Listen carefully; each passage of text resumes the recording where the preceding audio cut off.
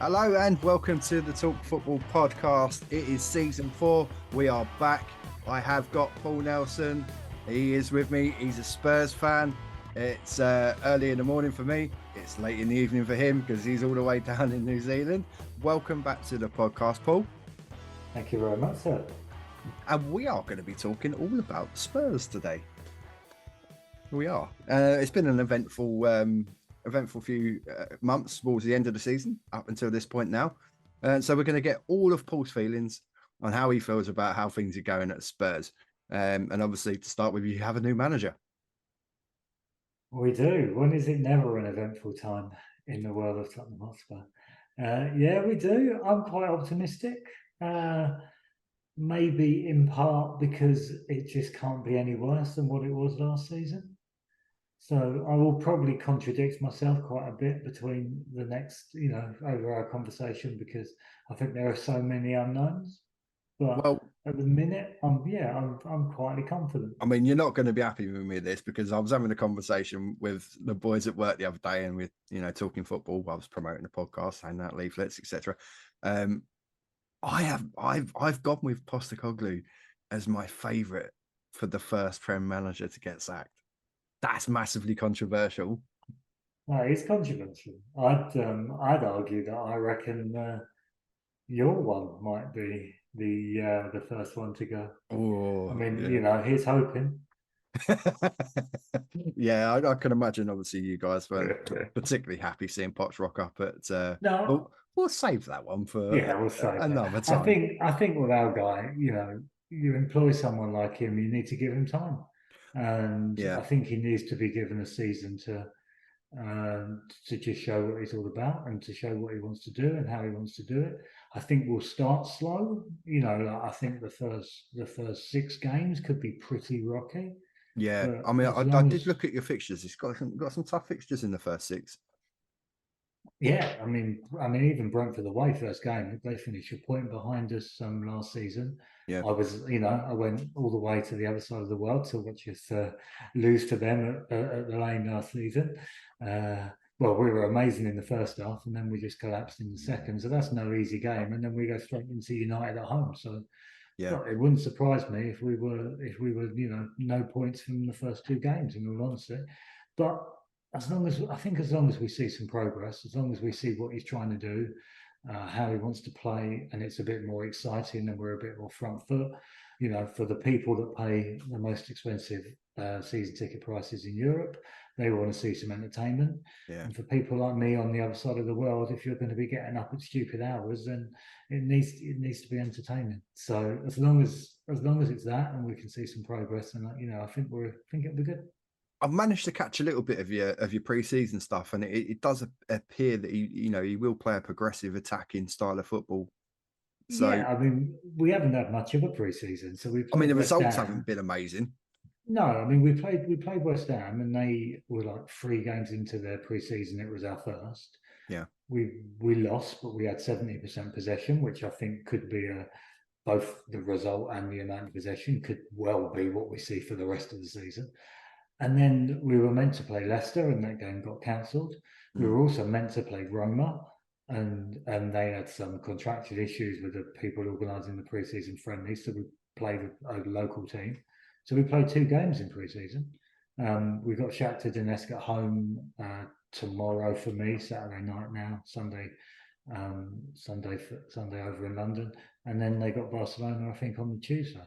But and not only because Angie's team seem to start quite slow, do I think we'll have a slow season, but we've had no preseason, so no, we are going to be pretty rusty. He's played 2 games, he's played 2 teams for the 2 45 minutes, if that makes sense, for both games. So no one's had more than 45 minutes so far. not ideal preparations, really. Nah. And says don't pay any attention to the lineups that he's put down so far. So there's not a first team or there's not a second team. He's just playing people and trying to work things out. We've got a squad still of 35 odd players. Yeah, So obviously, a he's lot of got players that have returned from loans and that as well. so he's Probably got a he's lot got of a lot of people would have sorting out forgotten to about. do. A lot of decisions that he needs to make. Who's going to stay, who's going to go. I think there'll be a few curveballs in that. People that or players that we've given up on as fans that all of a sudden might find themselves not only in the squad, but quite possibly key first team players. But yeah, it's going to be exciting. There's certainly going to be plenty to talk about. I found that he comes across very prickly in the press conferences and stuff like that. And when questioned on certain aspects, like about the Kane situation, signings, etc., and that he's been very snipey back at the journalists. Yeah, Yeah. I'm not sure. I think he was over the German idiot, who decided to bring that, The one with the Kane the Bayern picture with the Munich Kane shirt. shirt. Yeah, But I yeah, think other than that, I think he's just straight talking. And I think as a fan, it would be nice to have an English speaking manager again. So yeah, even with, the man whose name we shall not mention, as great as he wasn't necessarily the best at getting his point across in press conferences, because of course he was reluctant to speak English, and English wasn't his first language. And then of yeah. course we had Mourinho, and then of course we had Conte, and in between and Nuno, and then of course Mason, who was a lot better. But of course they were only That caretaker wasn't going to be managers, a short long. shifts. But Yeah, now I think as fans we'll understand a lot more kind of what's going on, because he can't hide behind the language barrier, which the no. last I three, four key think it's managers have. in terms of like a board level. I think it's a relatively clever appointment because should it not work out, I'd imagine, bearing in mind where he's come from and whatnot, I wouldn't imagine the contract would be massive. Um, is it? I think No, it was a 3 year deal. Was it 2.5 year deal? I Something like that. don't. Yeah, I don't envisage that he's on anywhere near as much as what Conte or Mourinho were. No. But then, So if it works I out, brilliant. yeah. If it don't, it's not going to leave you a massive amount of money to bin him off. But the ownership of Spurs are Teflon. I thought that Mourinho was Levy's last chance, and then definitely thought Conte was his last chance. Yeah. And I mean, the Conte one, I'm not to touch too much back on it. I think I mean, that was always going to be a short term thing because Conte generally doesn't stick around for any more than 2 to 3 years in a job anyway. But I was surprised that didn't work out. But yeah, I don't know. well, we should have learned our lessons from Mourinho. Really, we're just not the club that kind of that type of manager doesn't particularly suit us. He's much more the project type manager of Poch, or of what Ange is, or Arnie Slot and all the guys. So we're going back much more to Yeah. our roots or our culture, I think, which we've definitely lost over the. We've gone so far backwards since. Yeah, going after the big name managers, etc., trying to bring Yeah, that sort of like instant success just to get a trophy, any trophy, get a trophy in the cabinet and see if that can make that may builds a little bit of momentum but or something like that. It goes back before that, to be honest, mate. It goes back to leaving the lane and 500 odd days without signing. Um, Going to Wembley, the whole Wembley thing. Yeah, You think the last season at the Lane, we were playing some amazing football. We were undefeated for the 15, 16, 17. If you combine both seasons, we were the best team in the country. We just, typical Tottenham, just didn't win anything. yeah. And then typical Levy, typical Enoch, we didn't build on that. We didn't sign the players. The focus was on the stadium. We've now got this amazing stadium, which was meant to be a game changer. And And it nothing's hasn't been, changed. No, and it hasn't nothing's been. changed. If anything, we've just followed the Arsenal model of you moving to this new stadium, and it And hinders you as opposed to, and it's taken helps. them 10 years to get back, like really competitive at the top end. I think the Yeah, yeah, danger, obviously, with what you're saying as well, is that there's so many. You've got Newcastle at the table now, Man United that look like they're going to be back and competitive. Well, obviously, my boys were spending stupid money. Doesn't necessarily mean that we get that right, but I think that it's become, when they talk about like a top six and all that now, 6 into 4 clearly doesn't go. And I think there's other clubs around the periphery of that are, yeah, that are maybe smaller clubs like your Brightons, arguably maybe, like a West Ham yeah. if they get it right, Um, and I think it's so competitive at that top end that you can't stand still with the club. I think and the gap, obviously everyone's chasing City, but the gap between that Yeah. sort of second to fifth it's a massive thing to try and break into. But if But you you fall only, out of yeah, that for too long, You only you could have be to in look at trouble. what happened to Spurs last season. Before Conte's meltdown, we were 3-1 up at Southampton, and we Yeah. were we were we were set to go third, and that To was be honest, March. I had you now Dom for the top four Yeah, for well, yeah, all of yeah, that, yeah, and yeah. then I mean I know that was he had a lot of personal problems, Conte, which helped instigated the meltdown, and you know, the, but yeah, But I had Spurs but nailed on for it. yeah, but for as bad as it was last season, up until March, at 3-1 up at Southampton, we were third in the Yeah, league, and then arguably one of the best yeah, front threes in the league. Um, and then 2 Flying. goals in, 3-3. Conte's meltdown, and all of a sudden third ends up being eighth between March and April. Yeah. So March, April, May. in terms of the season for you, what would a successful season look like? I know we're starting the season, etc. So I mean, just getting a few points off the ground would be nice, but I a think the honest successful answer, season, as we sit here now, anything above eighth, so seventh yeah. and above, So any and kind we of European football, yeah, seventh and above, and we're playing attractive football, and we attack the cups. We yeah, we really go for the domestic cups, yeah, as opposed to limping out to Sheffield United like we did last season. Not even trying, almost acting like cups that we haven't won for 30 years in the sake of the FA Cup. mm. It's beneath us.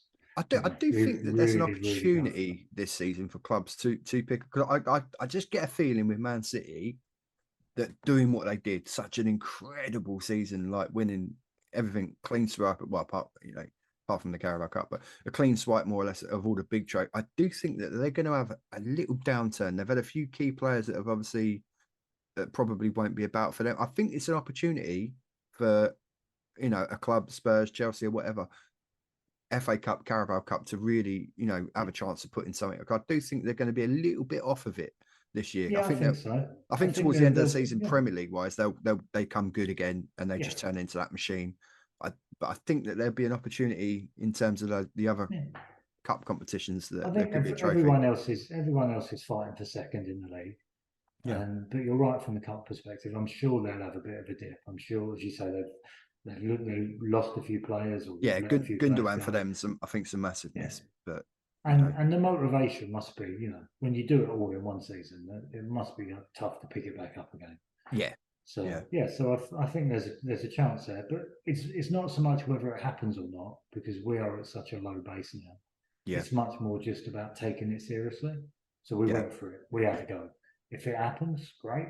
You know, if it's just a run that means the quarters or the semis, but At that's least you're better having a than go. exactly. Yeah, yeah. That's better than before, and give us something to build on for the I, following I season. would I would think looking at Ange and looking at his time up in Scotland and that, I would think a cup competition. I don't see him playing weakened teams.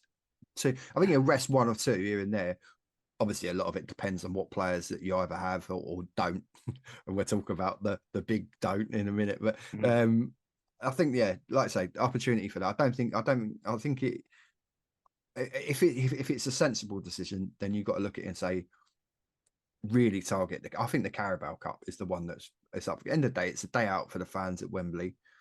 It's a pot in the cabinet, and there's always actually I'm going to send you it later because there was a funny video I saw. It was two Spurs fans sitting in a field and doing this trophy hunting thing.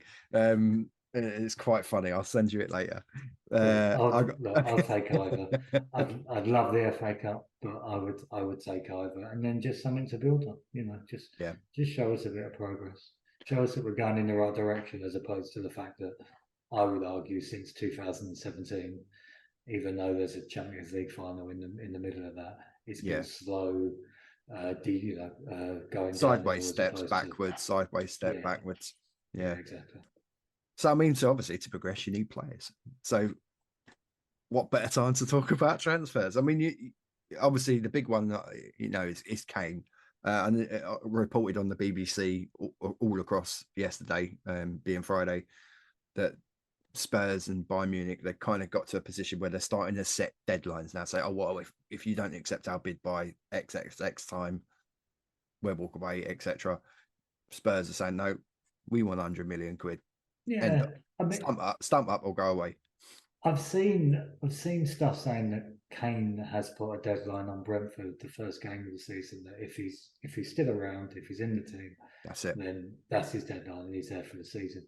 Yeah, For me, I think Sunday should be the deadline because I wouldn't imagine that he would want to walk out of Tottenham, captain's armband, and then for the preseason last preseason friendly at the ground before the season starts, and then not be in the team come when they come back for the Man United game.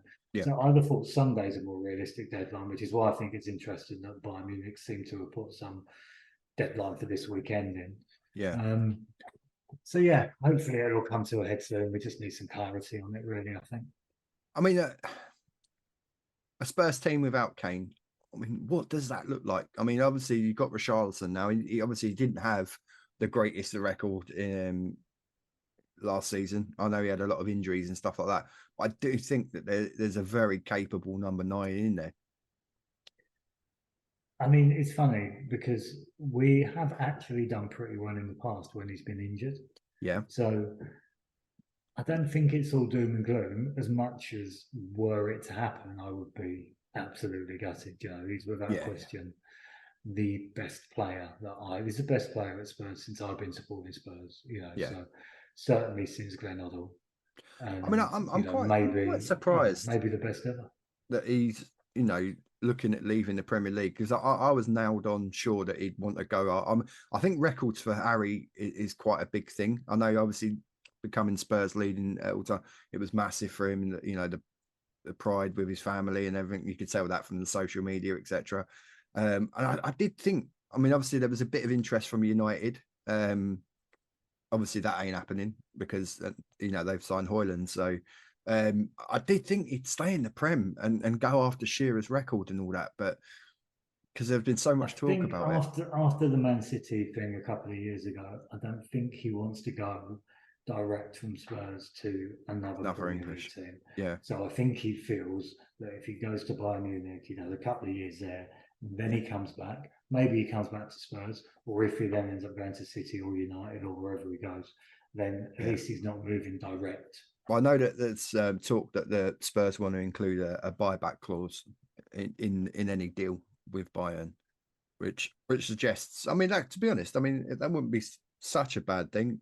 I've seen it in the past with like Henri when he came back. I know it was a lot older, but just that whole thing. I mean, it could be in a couple of years' time. It could be like a massive lift of the hero returning or whatever. Yes, and there's a part of I think as I said, the man's the best player that I've ever seen play for Tottenham. So Yeah, I, without question, would love to see him. But I don't want to take the money. I'd be happy if he stayed for a year and then went on free. I just want to see him play I for mean, Spurs for another year. it could be staying for a year that puts the trophy in the cabinet and puts you in the top Yeah, four. exactly. Yeah, So and exactly. And but then at the same time,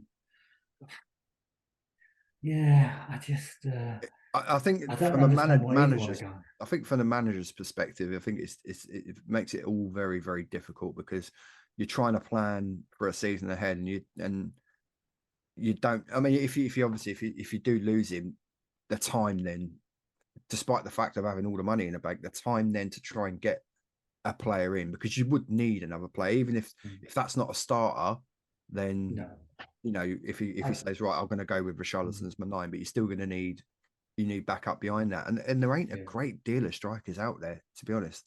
I mean, no one no, can replace that kind of no, you player. can't. It's My impossible. just going back to the buyback clause. My issue with that is then as a club you're not really moving on. So I remember when Sheringham came back to Spurs, there was no buyback clause or anything, but he came Yeah, back a couple of years later, and you haven't really moved on as a club. Even with Bale, every single summer when Bale was at Madrid, it was all how can I that's back up, coming Bale back. coming back, Yeah, and of course he came back, and if he was fit, he was the second best player in that team. And this was 5, 6, 7 years up, after he left. If you're always harping for the player who's left you, then yeah. you haven't particularly moved on, as a club, I think. So the buyback clause would make sense. And as much as I'd love to see him back again, it's not really a club moving in the right The right, direction if you're no, just waiting for, you're biding your waiting for Kane time. to win a Bundesliga and then he comes back. It's just Yeah. doesn't really make much sense. As far as replacing him is concerned, maybe that's what Richarlison's was about. Waiting for. Yeah. I But think, yeah, long term, it was always an eye that Richarlison would be a natural successor in that. But I think even with him, it's been the same mistake that we've made with trying to fill the squad out around Kane for the past 10 years. Yeah. In that we never get anyone of an equal level, of an equal ability who just plays up top. We Yeah. always get someone, Son, who really plays on the left but can go through the middle. Llorente at the end of his career, who's happy to sit on the bench and come on. Richarlison, who can play anywhere across the front line, prefers to play up top but will play anywhere. Yeah.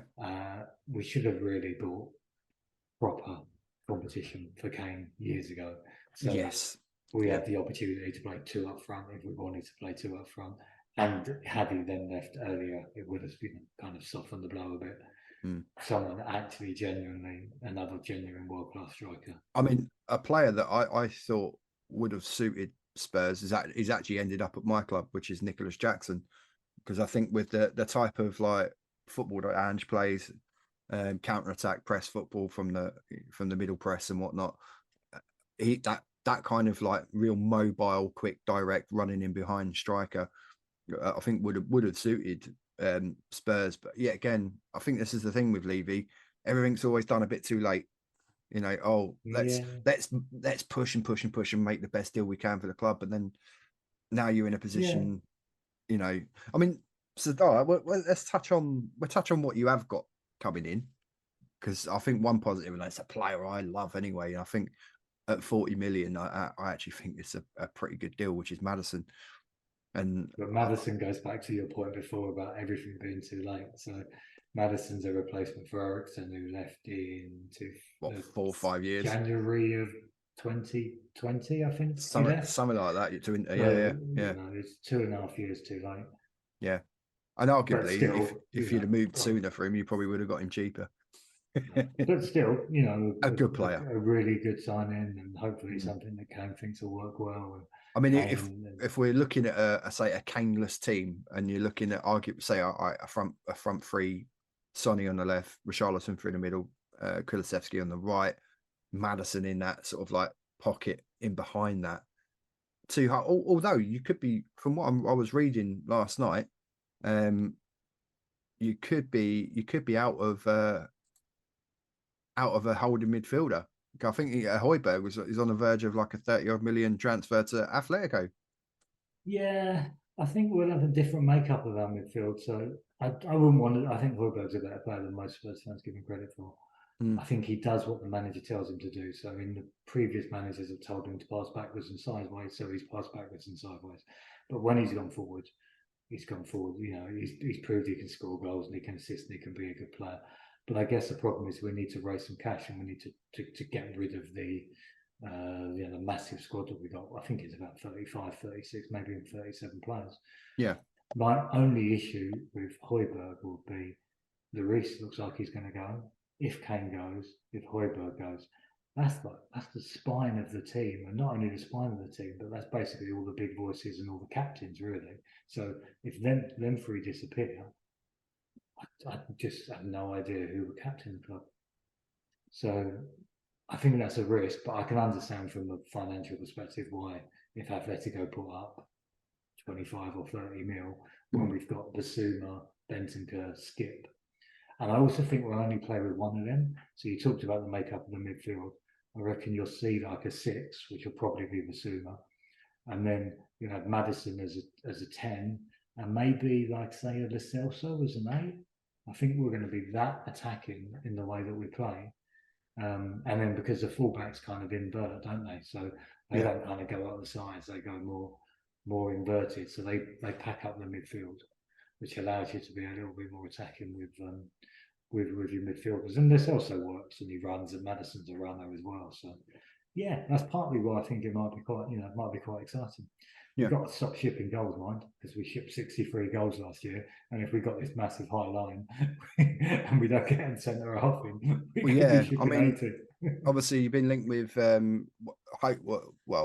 think the deal's pretty close with the Van der Ven. I've never heard of him, to be honest. It's not something that's ever come across my radar. Mickey Van der Ven. he has a lot of pace from the look of it, which they need if we play with a high line. But he's young and he's raw. Dutch under 21. Can also Yeah, play left back, which would be handy. Although we've got so many left backs or full backs or wing yeah. backs. I know you're But trying to get Longley back as well, but they're haggling over the price. But I don't I know. don't. I'm not sure that was a signing that worked out last year. Really. It's just Levy trying to do it on the cheap. We need to sign Yeah. two quality centre I halves mean, because he's personally, haggling over 13 million quid.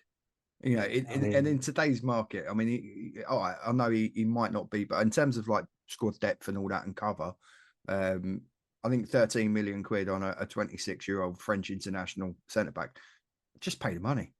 yeah, but he's not very good. We shouldn't even be looking there. And I'm Romero is the best centre half we got at the club, but I Yeah. still think most Spurs fans massively overrate him. Mm. And he annoys me because I, he's I, I, always injured I, 2 weeks before the international break. yeah. So we're always we need another centre I half on think top you of need. Van I de think Ven if he comes in. I know this lad that you're looking at is young, but I do think another experienced, um, maybe an already established Premier League centre back. I know that. I mean, there was a little bit of a whisper around Maguire. I know West Ham have been pushing for him, but there was a bit of a Spurs whisper on that as well. And for all I the would, stick that he's yeah. taken at United, I still think that because Romero's got the pace and all that, which would then I still think you know what I think Maguire and Romero as the two wouldn't be the worst thing in the world for you. I I wouldn't be against it, to be honest. I think there is a player there. Yeah, Like sometimes you just need a change of scenery. I I think he'd think do a so. decent job. And I think you need to maybe an arm around the shoulder and just a manager to say. To be fair, for England, he's never let England down. Let's Yeah, be exactly. 100% clear on that. Yeah, This is a yeah, guy that's taken us to a European Championship final. You know, done well in the World Cup for England, etc. I think for centre half, he has a few goals in him from set pieces and stuff like that. He's a leader on the pitch, and I yeah, think yeah. that's massive when you've got a fairly youngish squad. So I don't see Spurs actually doing it or going for it. I think he probably will end up at West Ham, but I think that's a missed opportunity. Yeah, I think you're right on Premier League experience. There's a Fulham centre half that they're apparently looking at as well. Yeah, Um, there's not much about centre half myself, is there? there Really, isn't there's not really. really much No, quality. you are you. I mean, we've just snapped up another one, another young French centre back from Monaco. It's cost us another 40 odd mil, but I think the opportunities obviously are in other European markets, and that's if the Saudis don't get there first. Yeah, I mean, there's talk of excuse me, another guy in Germany Yeah. that we're after a tap sober. His name is again. I Do you haven't know seen what much of him, but I, he's I meant I've to be I a have, player. and I was Yeah.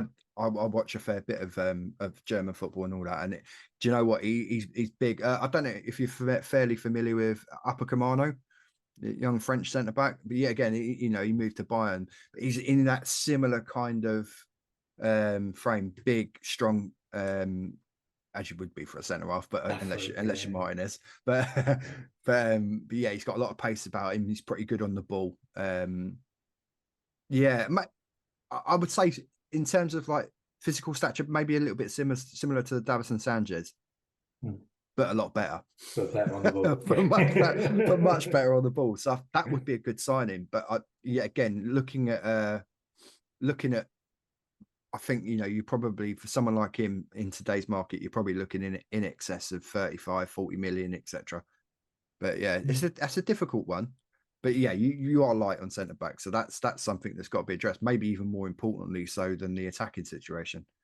So Without yeah, question. Yeah, yeah. I mean, we're fine goalkeeper up. We can wise, cope up front. you've signed a keeper, Vicario. I from Empoli. I don't know, and I haven't watched. I didn't watch much Italian football for most of the season after the World Cup, so I didn't really see a lot of him. So I don't really know much about him. I know he's fairly young. He's he's highly rated. He was meant to Yeah, be one 20 of, odd million. second best keeper in Italy. Yeah, The only frustration would be is, of course, they were after Raya at Brentford. And I was quite pleased at the time because they kind of went from, okay, we're not going to pay you 40 mil. So we're going to yeah, go and get this guy, got it done and dusted, got it sorted. got their man. But now, of course, it looks like Ray is going to go to Arsenal and compete with Yeah, Ramsdale, which I is a find that what real I find that statement of bizarre. intent. I think it It's is. it's I a th- statement of intent from them that, like, we're not going we're to not allow an mucking injury about it. to our first choice goalkeeper to Yeah, derail our season. We're going to I have two that I come in find it a Spain. bit of a strange one because effective because generally having two number one keepers just doesn't work because you're going to affect the form of either one or if not both. And we've seen that at Chelsea with Kepa and Mendy that because we were chopping and changing and stuff like that. So I'm not sure for them if that works, which is brilliant for the rest of us because we want Arsenal not to do so well, But it just particularly shows us, obviously us. But but it shows how yeah, serious they are. mm. They seem to be people. I don't know where they're getting all this money from, but they're already the high spenders of the last few yeah, yeah, years, yeah. including you guys. But they're they're serious, aren't they? They Unfortunately, are. I think they've had a been so close to Man City last season. You're only talking a handful of points at the end, and so probably the board have obviously clearly looked at it and said, do you know what, the gap to them is not completely insurmountable, and maybe that's a message to the other teams in the league as well that you can get at Man City, but obviously it's going to cost you a fair whack of money, but. Yeah, I think they're there. I think you can get to them. So, like you mentioned it earlier, your squad's. I mean, you're maybe in a similar position to where Chelsea were, that your squad's overinflated. So there's obviously quite a few players that are linked with going. Lo Celso seems to be one that just none of the managers seem to fancy. But I quite like him as a player. there was talk when he was at Spurs before that he wasn't a very nice person and no one got on with him, but he seems to be a bit different now. Yeah, And and again, he was one before they went on the tour that the feeling was there's interest in him. We could get a few quid for him, and that could be a way of getting some money. But he seems to have impressed and done quite well on the tour. So yeah. it wouldn't surprise me if that's where the whole Hoiberg talk comes from, as in there's another midfielder that we can get a few quid from, and we Yeah. actually keep Lo Celso. But yeah, it seems like everything's It's. up for I mean, grabs. I There's so haven't many looked, of them. but would Bentancur be back fit for the start of the season? No, it won't be No. back till about November, but they reckon that that's one of them injuries where you never know if you'll be Yeah, back to it the was an same level ACL, that you wasn't were it? before. Yeah. Yeah, yeah, yeah. So yeah, that's a tough one, especially playing in midfield as well. Because you're in there, you're throwing yourself about all the time. So yeah, it's difficult for the midfielder. I mean, another midfielder, of course, you lost was Winks off to Leicester, 10 million Yeah, quid. I'm pleased for him on that front. That's a good deal for the club. I I think think that's a it's a good very good move opportunity for him. for him. I think he's better than the Championship, but I think Leicester on a rebuild. Unquestionably, I mean, a Yeah, lot of people forget that come 2019 Champions League final, for the hour that he was on the pitch, he was our best player, and yeah. he came back from injury. So you had him and Kane that both were injured and fighting to be I fit for mean, the game, I and certainly would have had he him played above Skip. amazing. Yeah, he played Yeah, brilliant, and of course, that same year he bossed the midfield in Barcelona, and I think it was the year before he bossed the midfield when we played Madrid. yeah, So he is a player. It's just been a bit unlucky. So yeah, I wish him all the best there, and it's a good deal for us. 10 million, yeah, 10 million for the guy who comes through your academy is success. It's yeah, success yeah. for him. It's success for the academy. It's what the academy's for. Not every academy player is Harry Kane, No, and very few of them are. So you have to make the money on the rest of them, invest it again, yeah. and I mean, hope that the next it's academy definitely guys can something that come we've through. done. We've done down the years. We've made Yeah, proof in the pudding. Livermento going to Newcastle, 40 odd million. We yeah. get 15 million in that I because we wouldn't have minded him. Yeah, I'd have liked him at yeah, Spurs. If it's not for the fact that we've already got a million, right backs or right wing yeah. backs. Well, you He's a got good player. signed up. So Pedro Porro, you got him there. Jed Spence obviously back from his loan, and Yeah, he did very well actually out in France. So but he hasn't had a minute on the preseason tour. has he not? No, Uh, oh, I, so he must be going back out again. I think that's a missed opportunity because I think he's a very very good player. Seeing him in in that promotion team for Forest, and then obviously getting the move to Spurs, I thought he was going to be a really good player for you, and that one maybe having him could then allow Pedro Polo to play further forward. So if Kulusevski was a bit out of form, you could easily play him up there as a right-sided attacker. But I think you might yeah, see that anyway with Emerson, the right back. possibly so. Yeah, like you say, you've got a million of them. So Yeah. but so that's all I've got at the moment. That's all I've got on my list in terms of we've done the ins, we've done the outs, we've done the Kane, we've done your manager. So what else is there for Spurs fans to look forward to, really? I think for us, as I said, for me, certainly for us, I think it's just more about enjoying it, playing some good football, seeing the patterns, seeing what they're trying to do, and just having something to believe in. Because we've Yeah. had nothing really to believe in for 4 years. So now it's about having something to believe in and enjoying it again. You know, Mm. like it not being a chore. You know, before obviously I came down here and I was going every week. It was, in all honesty, it was a chore to go to the games. You know, I'm talking like Mourinho, and then Yeah. obviously Nuno just before I went. I've never gone before Conte, but that was a The football chore. I weren't mean, great. the weird thing with Conte was, of course, I'd be getting up in the early hours or staying up or whatever, doing it to try and watch the games in. So I'd watch every Spurs game, but I wouldn't really watch a full game of anybody else. Mm. And I forgot what good football was. And then towards the end of the season, you had the Arsenal Liverpool game. And I Yeah. started watching that. And it was only when I saw that game that I then Well, realised how crap actually, and how, like, what we were doing was just outdated and just boring and just yeah. like just wrong. You know, I forgot how exciting and fun football can and should be. And hopefully that's what Andrew Bring. will bring to Yeah. Spurs next year. Yeah. So one last thing, actually, because it's just popped into my head, and I meant to write it down on there.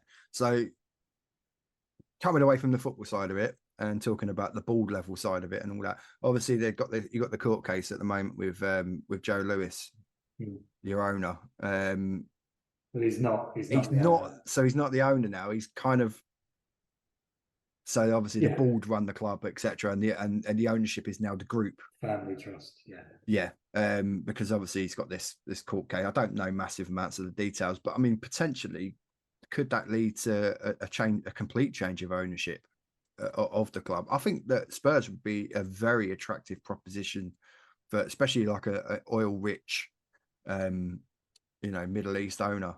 I'd look at that. Well, I'd look at the the problem stadium. with Spurs is always going to be the deal. So Yeah, Levy, Enoch, the Joe Lewis Family Trust, they're not going to let it go cheap. They're going to no, want top dollar for it. I think So you'd be looking at what especially I think the benchmark now for an established Premier League club would probably be the Chelsea deal. So you're looking for maybe 4 billion I around about think that kind of there's mark now. talk that they want 5, Yeah, which wouldn't surprise me. And who's gonna take it for 5? So unfortunately, I think we're stuck with them. yeah. I'm very much on the Enoch out. I think Well, that would have been my next question. Yeah, yeah, the lack of ambition has held the club back. Be it 500 days without a transfer, the focus on the stadium and not yeah, focusing on the team. But even going back to silly things like the sponsor on the shirt being red and just not caring about that, and that being 15 years, wanting to go to Stratford, West Ham's ground as opposed to rebuilding doing the our own lane. ground. Yeah, It's 20 years of just like eroding the culture of the club, all in the name of profit yeah. and And without any we've seen this success and before with without any American trophies to owners. go with it. Yeah, like So other clubs, we've seen it with that first time around with Liverpool. The American ownership didn't work. Arsenal have had their problems with Kroenke. It's yet yeah, to be but seen whether we'll have issues with with Clearlake and Todd Bowie. But I don't know. I think the Americans come in with all good intentions, but what they have to realise is that the English culture of football, and with the fan culture in particular, it just doesn't work with the franchise culture of top level American sport.